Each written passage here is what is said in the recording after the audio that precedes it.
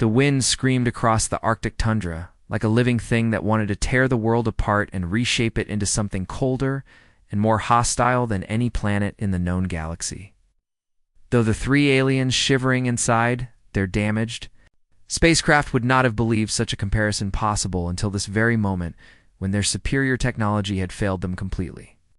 and left them at the mercy of what their databases had classified as a minor atmospheric disturbance. On a backwater world that barely registered on galactic charts, the Luminous Traverse had been conducting what should have been a routine atmospheric survey when the polar vortex struck without warning and sent their shields into cascading failure. That left Captain Zephyrix cursing in 3 languages, while his clawed hands frantically worked controls that refused to respond to his commands because the cold had already begun seeping into systems designed to withstand solar radiation and cosmic storms, but never something as simple and brutal as frozen water crystals moving at devastating speeds through air that felt thick as paste against their whole harmonic 7 had calculated their descent trajectory with the precision expected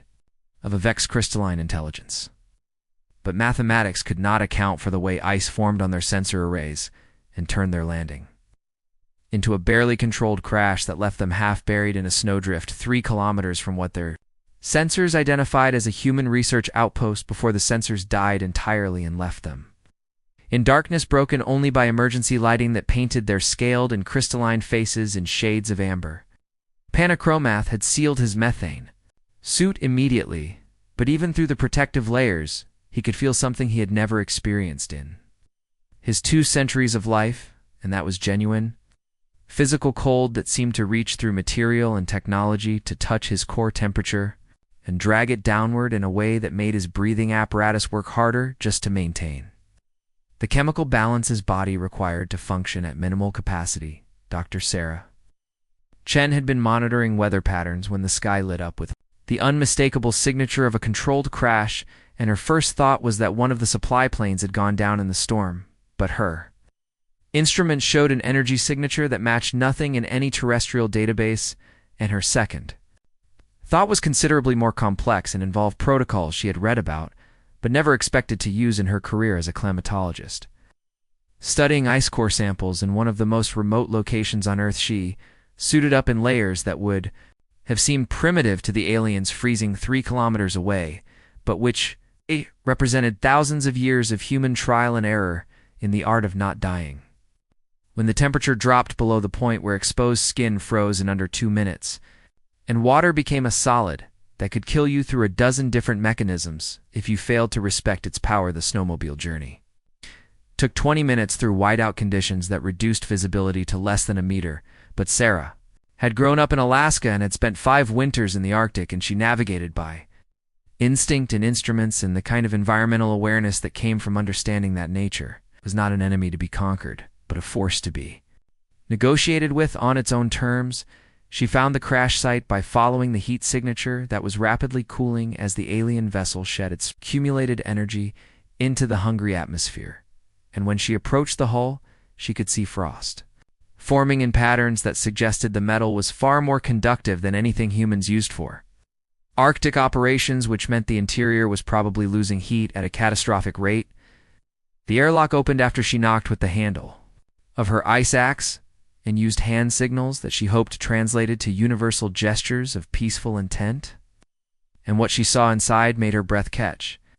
because these were clearly beings from another world, and they were just as clearly dying from something as mundane as cold weather. Zephyrix tried to stand when the human entered, but his legs would not cooperate, because his species had evolved on a hot jungle world where the concept of frozen water existed only in laboratory conditions, and his biosuit had maintained comfortable temperatures across 100 worlds, but it had never been designed for sustained exposure to what his failing instruments registered as -40 degrees Celsius before the readout froze. Solid harmonic 7 could barely process thoughts because crystalline neural structures operated on principles of resonance and vibration, and the cold was slowing those vibrations to the point where consciousness itself became sluggish and dreamlike, and the human standing in the doorway seemed to move in slow motion, though that was merely perception failing under the assault of Temperature Sarah assessed the situation with the kind of quick, practical analysis that comes from working in environments where mistakes mean death, and she could see that whatever these aliens were, and wherever they came from, they had maybe an hour before. Hypothermia progressed beyond the point of recovery, and their technology was clearly not saving them. She tried to communicate, but the aliens seemed unable or unwilling to move, and when she touched, Zephyrix's scales felt like ice against her gloved hand, and she knew with absolute certainty that if she left them here, to wait for whatever rescue might come, they would be corpses before help. Aravid Zephyrix managed to rasp something in a language that sounded like gravel sliding down glass, and his translator flickered to life long enough to render it as a protest that they should wait for their mothership and that surely their superior technology would protect them until rescue arrived. Sarah looked at the frost forming on the walls and the way the aliens huddled together for warmth. Her bodies could not generate, and she made a decision that probably violated several protocols about first contact, but which followed a more fundamental protocol about not letting thinking beings freeze to death when you had the knowledge to prevent it. She began speaking in simple, clear English and gestured toward the exit in the storm beyond, and though the aliens could not understand her words, they understood urgency when Harmonic 7 extended a crystalline appendage that Sarah took as agreement, or at least as acknowledgement that their current situation was untenna. Blecromath was the hardest to move because his suit had partially frozen in place, but Sarah managed to detach the critical life support components and bundle him into an emergency thermal blanket from her supplies while explaining in a calm voice that everything would be fine, even though she was not entirely certain that was truth. Aliens watched with dimming consciousness as this human from a world they had cataloged as primitive began unpacking tools from her sled, and when Sarah pulled out what looked like a saw designed for cutting frozen water,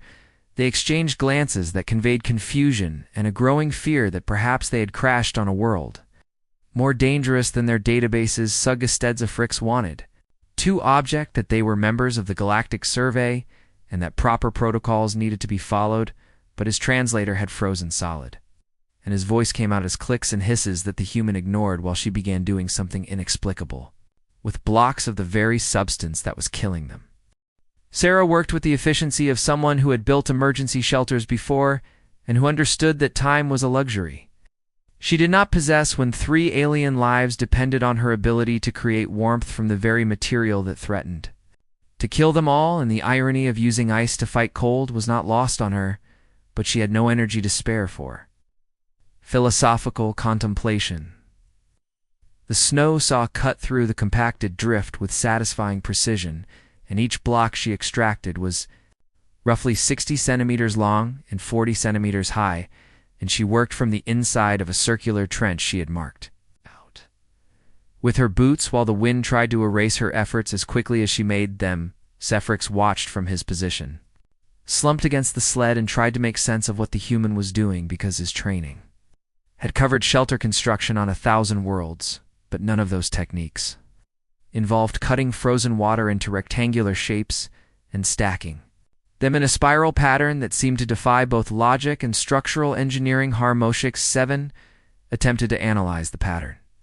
through crystalline computation, but the cold had slowed thinking to the point where complex mathematics became impossible, and all that remained was a kind of aesthetic appreciation for the curve the human was creating, even though appreciation did nothing to stop the frost spreading across translucent skins. First row of blocks went down in a circle, and Sarah angled each one slightly inward while cutting the top at a slope that would allow the next layer to spiral upward, and this was knowledge that had been passed down through generations of Inuit builders who had perfected the art of creating shelter from nothing but snow and time and skill Chromath could barely track what was happening because his consciousness kept fading in and out like a failing power cell, and each time he surfaced, the structure had grown taller and more complete until it began to look like something that might actually enclose space, though he could not imagine how frozen water could provide any protection from frozen air. Sarah's hands moved with practiced confidence as she placed each block and chinked the gaps with loose snow, and the structure rose in a perfect catenary curve that distributed weight and wind pressure in ways that seemed almost organic and entirely intentional. Though the aliens had no context to understand that humans had been building these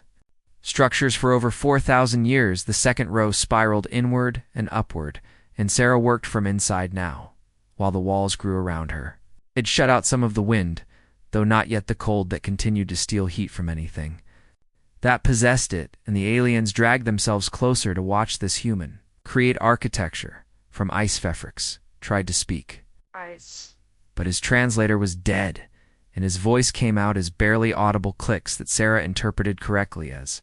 confusion, and she paused long enough to gesture at the growing dome and make an encompassing motion that suggested safety, though how safety could come from frozen water remained a mystery that his failing mind could not solve. The third row required more careful angling, and Sarah used her saw to trim each block to the precise shape needed to maintain the inward curve, and she worked with the kind of focused intensity that came from knowing that mistakes at this stage could mean structural failure, and structural failure meant death for individuals who had never met before this terrible day. Harmonic 7 noticed that the human was breathing hard but not stopping, and that each breath created clouds of vapor that froze instantly in the air, and it occurred to the Vex that this human was also in danger from the cold but was choosing to spend precious energy on building something for strangers rather than retreating to safety. The fourth row brought the dome closer to completion, and Sarah had to reach higher now, and her muscles burned from the effort. But she had built igloos in worse conditions during survival training, and once during a genuine emergency, when her research camp lost power during a blizzard, and 3 colleagues had lived through -50 temperatures inside a structure just like this one. Achromath felt himself being dragged inside the incomplete dome, and through his fading awareness, he registered that the wind seemed somehow less vicious here, and that perhaps there was something to this human's mad plan, though he could not yet believe that frozen water could save them from frozen air. Fifth and final rows came together quickly now, and Sarah shaped the keystone block with careful cuts that would let it wedge into place and lock the entire structure into a self-supporting dome that could withstand wind loads that would flatten most tents, and she hoisted the block into position and tapped it home with the heel of her hand. Fricks heard the sound of the keystone seating, and then watched as the human used loose snow to fill every gap and crack until the interior became a sealed environment cut off from the storm outside, and he wanted to protest that they were now trapped inside frozen water with no heat source, but his voice would not work. Sarah pulled the aliens fully inside one by one, and Chromoth was lightest despite his suit, and Harmonic 7 was surprisingly heavy for a crystalline being, and Zephrix was all muscle and scale and weighed at least 90 kilos, but adrenaline and necessity gave Sarah strength she did not normally possess. The entrance tunnel took another 15 minutes to complete, and Sarah built it low and angled downward so that warm air would be trapped inside while cold air sank out through the exit. And this was thermodynamics at its most basic, but it was knowledge that worked regardless of whether you understood the physics or simply knew from experience that it kept you. Alave Harmonix Evan watched as the humans sealed the entrance with a final block that had a small hole cut through it for ventilation, and then the storm sounds became muffled and distant, and the space inside the dome felt suddenly intimate and almost quiet. Sarah pulled out a small candle from her emergency kit and lit it with a weatherproof match and placed it on a block of ice she had shaped into a rough shelf, and the tiny flame seemed absurdly inadequate against the cold that filled the space like a living thing's. Efrix stared at the candle and calculated that such a small heat source could not possibly raise the temperature enough to matter, and that they were still going to die, but perhaps slightly more slowly than they would have in the open air, and he felt a wave of despair that his last moments would be spent in a primitive ice tomb. But something strange began to happen, and Chromoth noticed it first because his suit sensors were still barely functional, and they registered that the air temperature inside the dome was climbing, and that seemed impossible, but the numbers did not lie even when processed through half-frozen equipment. Sarah sat back against the curved wall and pulled off her outer gloves to reveal thinner inner gloves, and she flexed her fingers to restore circulation while the aliens watched the candle burn and wondered how such a tiny flame could be changing anything. Harmonic 7 felt warmth for the first time in hours, and It was not much, but it was enough to stop the steady decline toward shutdown and crystalline structures. Began to resonate at slightly higher frequencies, which meant thinking became marginally easier, though still slow and confused the temperature. Inside the igloo climbed past -20 and kept rising because the snow blocks were excellent insulators, and the candle's heat had nowhere to go except into warming the air, and Sarah knew they would hit equilibrium around -5, or perhaps even 0 if she added body heat to the Equishancifrix, felt his core temperature stabilize, and then begin to climb in his biosuit's emergency systems. Detected the change in reduced power consumption, which meant his translator flickered back. To partial function, and he managed to rasp out a single word that translated as impossible Sarah.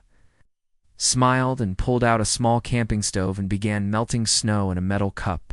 and she spoke in simple English while gesturing at the walls and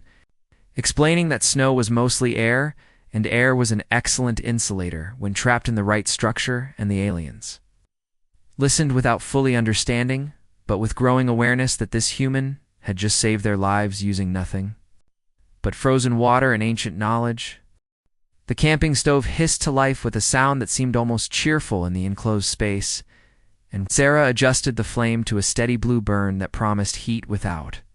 consuming too much of their precious oxygen supply, and she placed the metal cup on top to begin the process of turning snow into water that the aliens could drink if their biology allowed. Its Efrix felt awareness returning with each degree of warmth, and his translator now functioned well enough to convert the humans'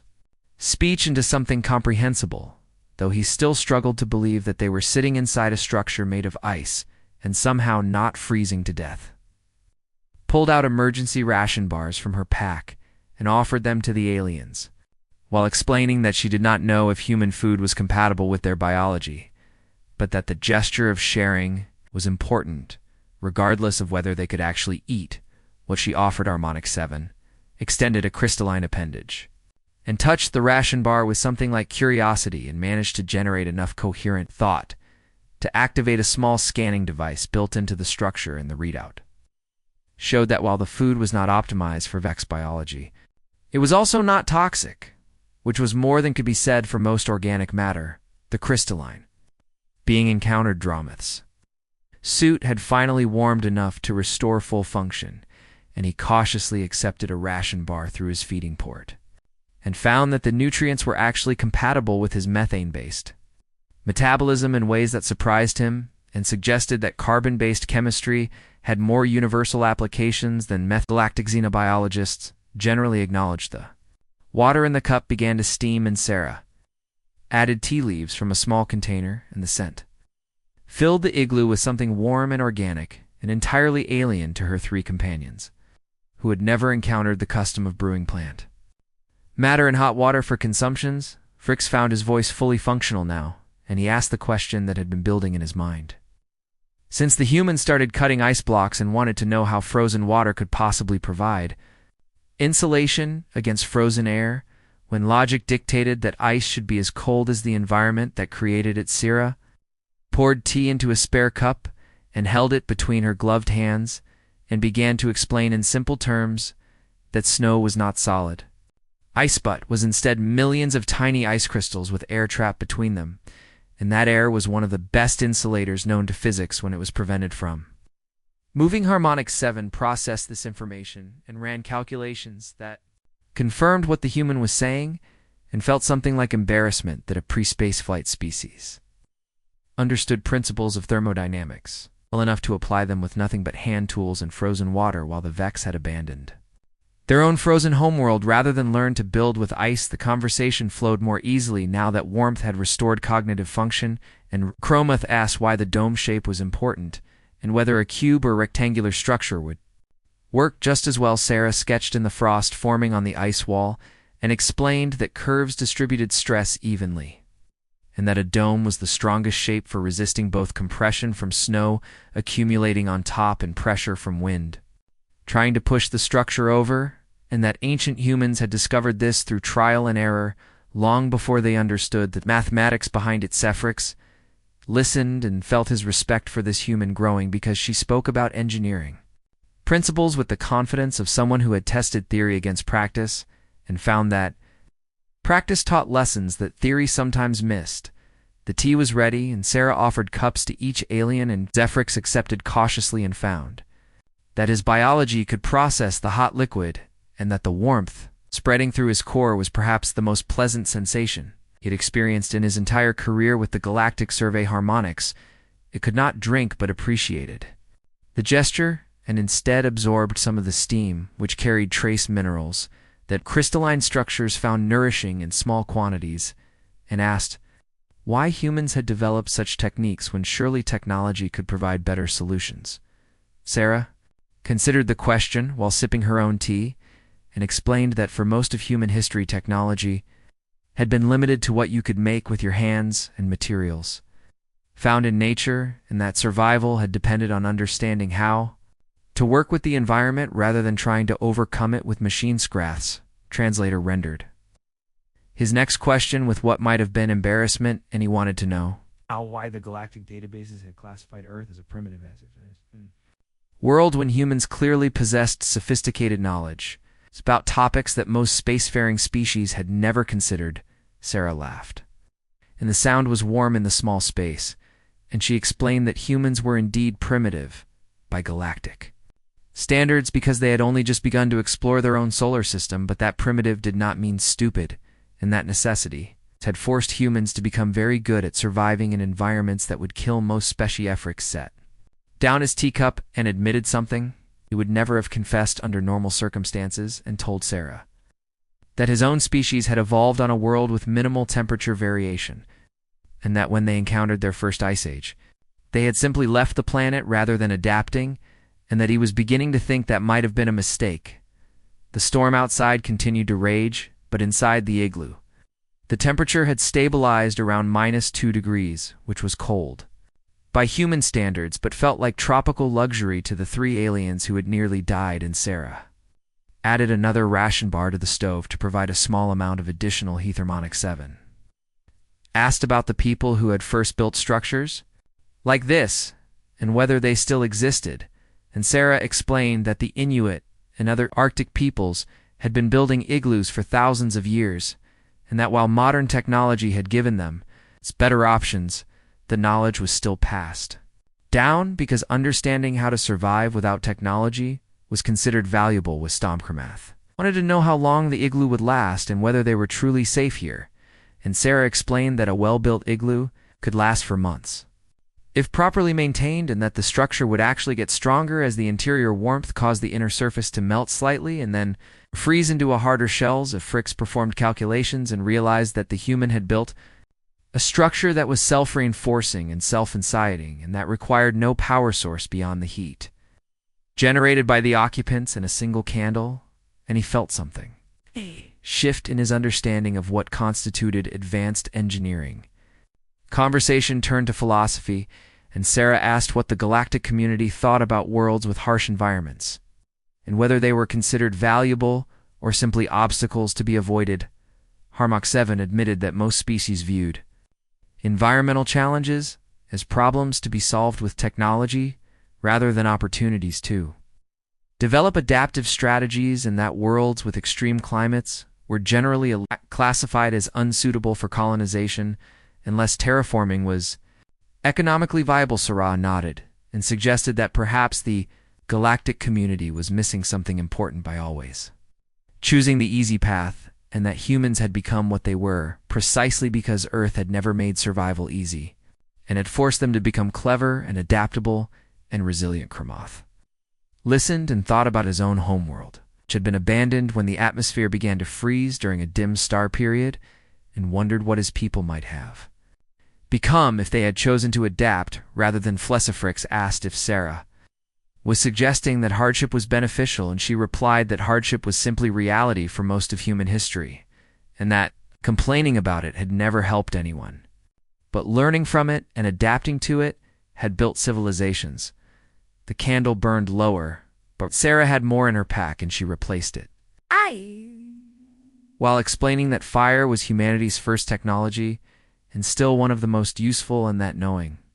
how to create heat from nothing but friction and dry material was a skill every human child learned even in an age of electric heating. Harmonic 7 Wanted to know what other ancient skills humans still practiced, and Sarah talked about navigation.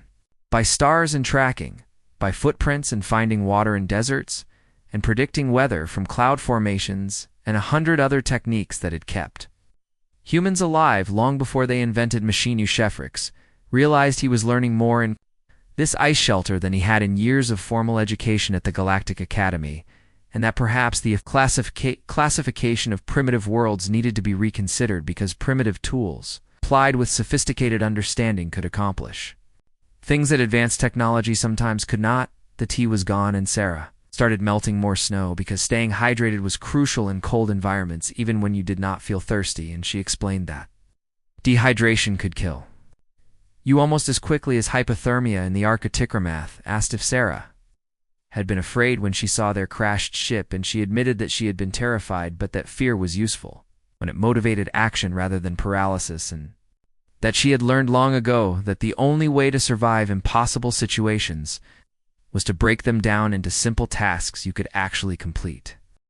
Dawn arrived without fanfare because the Arctic sun in winter was a pale ghost that barely cleared the horizon, but Sarah could tell time had passed by the subtle shift in the quality of light filtering through the ventilation hole, and she stretched,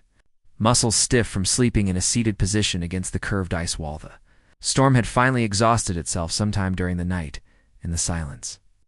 Outside was almost shocking after hours of wind that had screamed like something alive, and Sarah checked her companions and found all 3 aliens sleeping or in whatever state passed for rest in their respective biology fricks. Woke when Sarah moved, and his translator took a moment to engage, but when it did, he immediately asked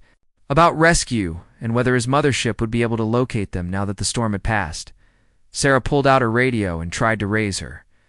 research station, but got only static, which meant either the equipment had frozen or the storm had damaged the relay towers, and she explained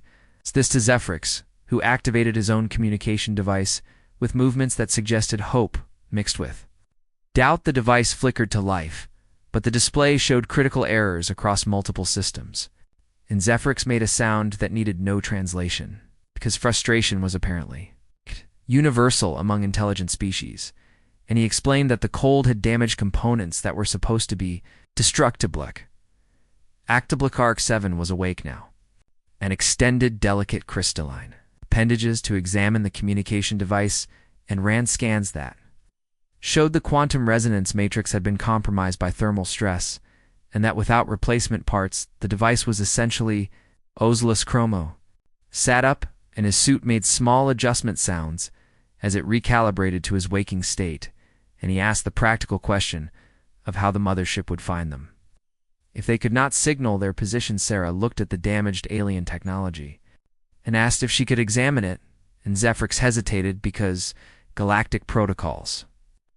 about sharing advanced technology with primitive species were very clear, but then decided that protocols meant very little. When you were sitting in an ice dome on a frozen world, the device was elegant and completely incomprehensible to Sarah's eyes, but she recognized basic components that seemed to function as power regulators and signal processors, and she asked questions about what each part did while the aliens watched with something between curiosity and concern. Harmonic 7 explained that the quantum resonance matrix required precise vibration frequencies to function, and that the cold had caused molecular structures to contract in ways that disrupted those frequencies beyond the device's ability to compensate. Sarah nodded and pulled out her own emergency kit, which contained items that seemed laughably primitive compared to alien technology, but she had learned long ago that simple tools and skilled hands could accomplish remarkable things. She extracted copper wire from a portable battery charger and asked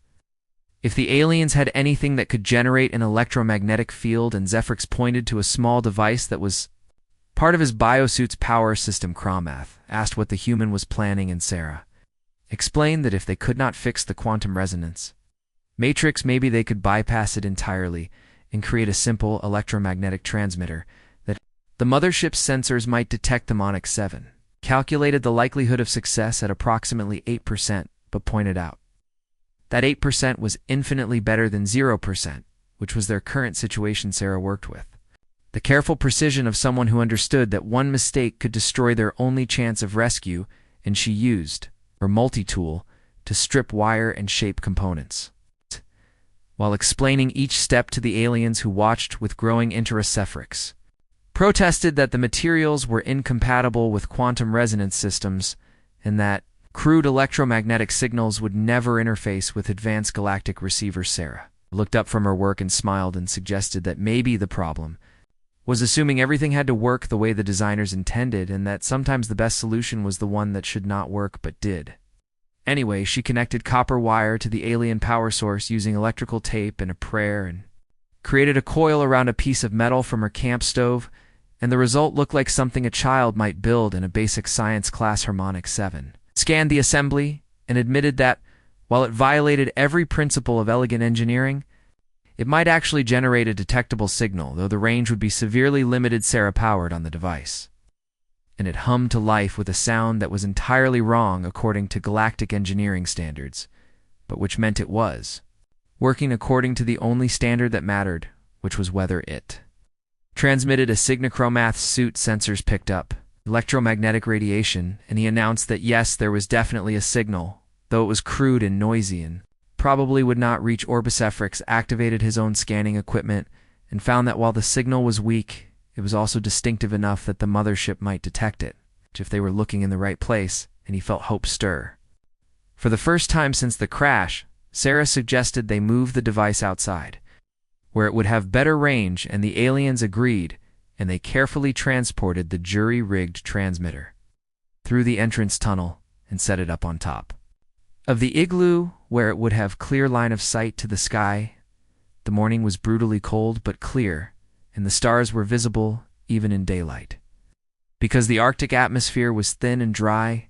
and Sarah looked up at the sky and wondered which of those points of light was the alien mothership. SciFrix transmitted a message using his personal communicator that the emergency beacon was active and included their coordinates, calculated by Sarah's GPS unit, which was primitive by galactic standards, but which provided perfectly adequate location data. They retreated back into the Igloo to wait, and Sarah used the time to teach the aliens about other human innovations born from necessity, and she demonstrated how to start a fire using friction between two pieces of wood, though the aliens had no wood available and had to watch her use pieces of dried plant material from her emergency. Harmonic 7 was fascinated by the concept of creating heat through friction and ran calculations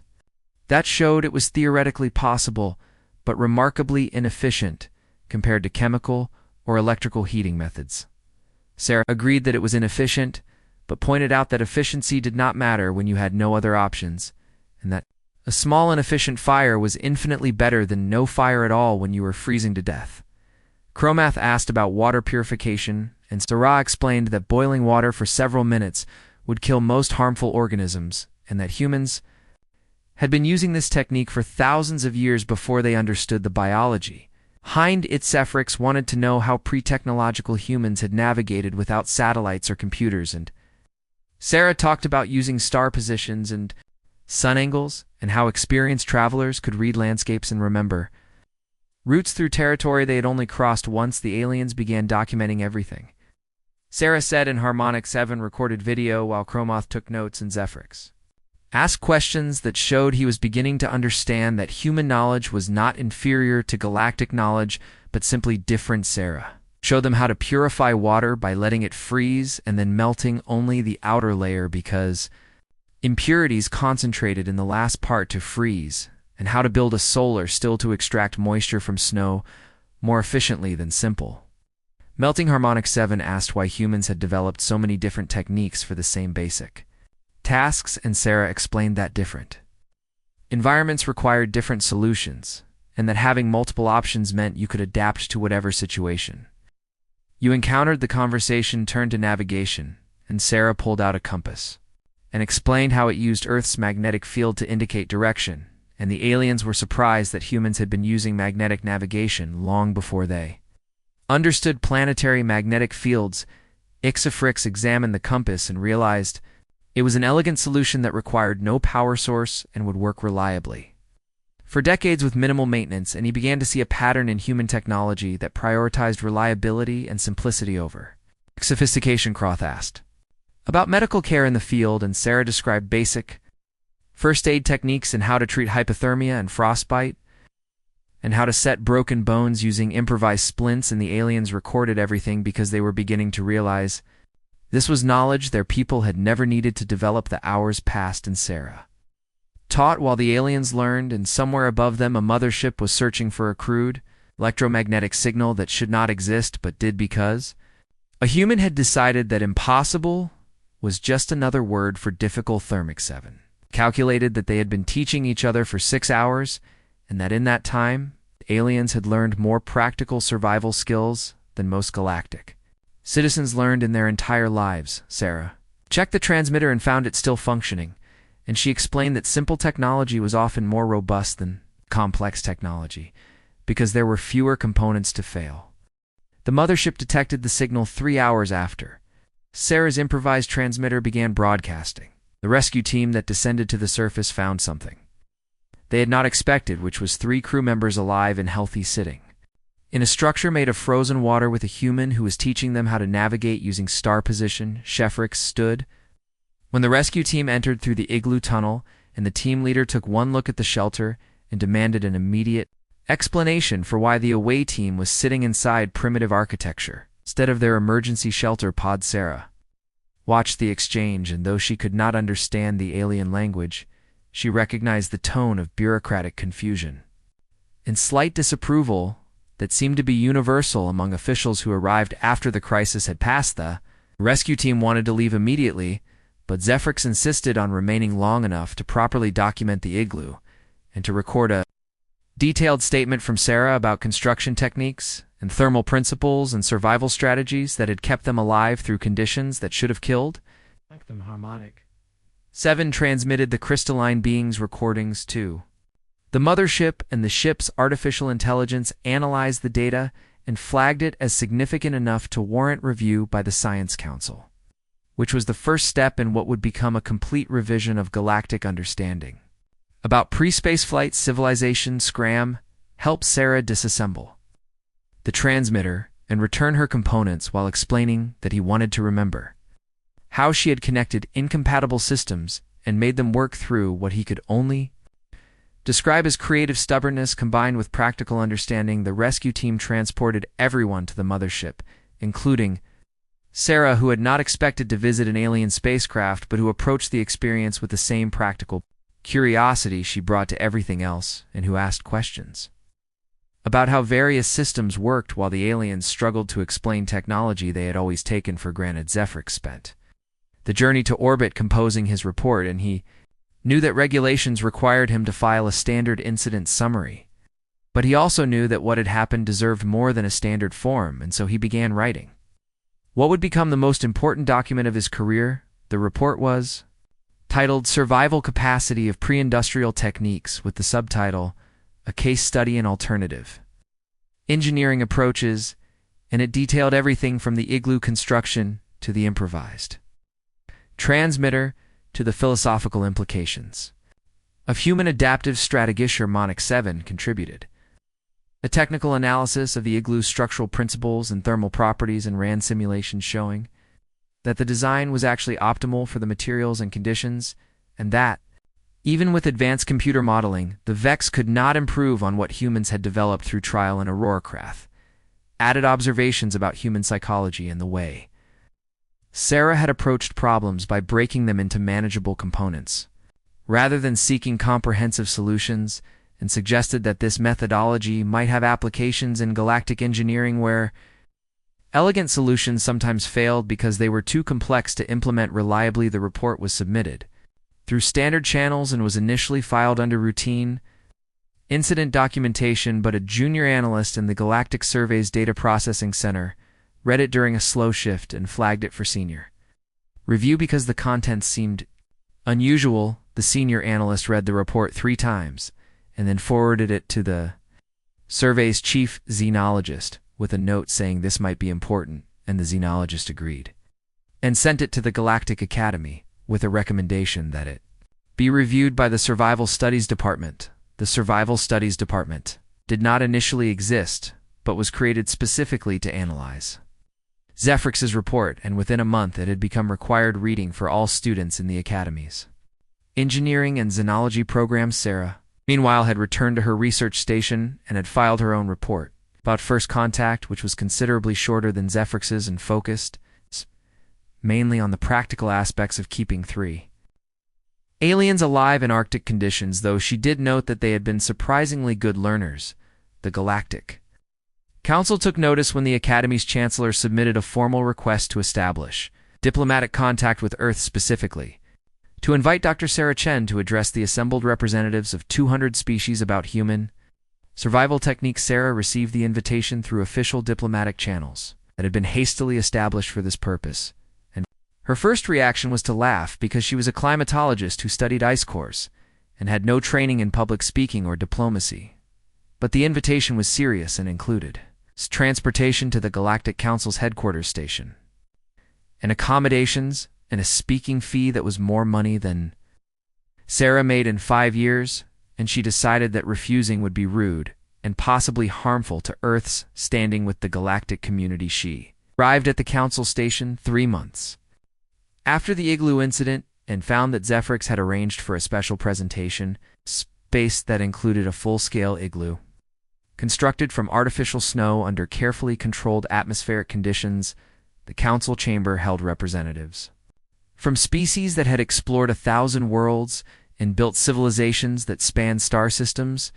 and they gathered to hear a human from a pre-space flight world explain how to build shelter from frozen water. Stood in the council chamber, wearing her Arctic gear because the igloo space was maintained at -20 degrees to preserve structural integrity, and she began her explanation by explaining that humanity's strength had never been in avoiding challenges, but in facing them with whatever tools were available. She walked the council representatives through igloo construction step by step and explained the physics and the engineering and the centuries of accumulated knowledge that went into techniques that looked simple, but were actually sophisticated applications of thermodynamic principles. Fricks translated when Sarah's words became too technical and added context about how these same principles had saved 3 Galactic Survey crew members who had been completely unprepared for environmental conditions that humans considered routinoharmonic. 7 projected holographic displays showing thermal imaging of the igloo and structural analysis and comparative data showing that the snow shelter had actually outperformed the aliens' emergency pods in several key metrics. Math spoke about the philosophical implications and suggested that the galactic community had become too dependent on technology and had lost the adaptive flexibility that came from understanding how to survive using only natural materials and basic tools. Council listened, and many representatives took notes, and some looked skeptical, but all of them paid attention because Sarah was teaching them something none of their databases contained, which was how to survive when technology failed. Sarah ended her presentation by inviting council members to enter the igloo and experience the interior temperature for themselves, and dozens of representatives took her up on the offer and emerged looking thoughtful and impressed. The council's education committee met immediately after the presentation and voted unanimously to establish what they called the Adaptive Survival Institute, with a mandate to preserve and teach pre-technological survival skills to galactic citizens. Sarah was offered the position of first director, and she accepted on the condition that she could continue her climate research and that the institute would focus on sharing knowledge. Rather than treating human techniques as curiosities, the institute was established on a galactic university world that had diverse climate zones, including frozen regions where students could practice igloo construction under Sarah's supervision, and tropical jungles where they learned shelter building and water purification, and deserts where they practiced navigation and heat management. Students came from 100 species, and Sarah taught them all and found that most of them had never considered that survival might require anything other than functioning technology, and that learning to build fire from friction or navigate by stars was a revelation. Zephrix became the institute's ambassador and spent his time traveling between worlds and giving presentations about what he had learned from a human in an igloo, and slowly the galactic community began to change its thinking about what constituted advanced. Knowledge of Harmonics 7 established a research program studying human innovation and published papers showing that necessity-driven problem-solving often produced solutions that were more robust and adaptable than solutions designed in laboratories by beings who had never faced real survival pressure. Chromath returned to his abandoned homeworld with a team of human Arctic specialists, and together they began the work of reclaiming territory. His people had surrendered to ice, and within a decade they had established permanent settlements using techniques borrowed from Earth's indigenous peoples. Combined with galactic technology, the galactic databases were updated to reclassify Earth from primitive to developing, and to note that while humans lacked advanced technology, they possessed sophisticated knowledge about environmental adaptation that made them valuable partners rather than inferior primitives.